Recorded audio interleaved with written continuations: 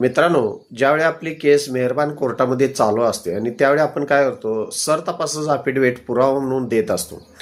तर अशा वेळी काय होतं, काही सरतपासाचा आपण अफिडेव्हिट दिल्यानंतर काही दाव्यामध्ये घडामोडी अशा पद्धतीनं घडत असतात की एकतर ती दावा मिळकत विक्री केलेली असते किंवा अन्य प्रतिवादी हे एक्सपायर झालेले असतात, मयत झालेले असतात, त्यांचे वारस रेकॉर्ड घेणं गरजेचं असतं.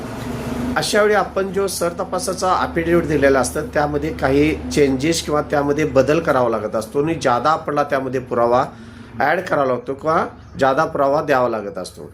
अशा वेळी जो आपण सुरुवातीला जे सरतपासाचा अफिडेव्हिट दिलेला आहे त्यामध्ये काही बदल केला जातो आणि एक नवीन अफिडेव्हिट केलं जातं, कारण दाव्यामध्ये काही घडामोडी झालेल्या असतात.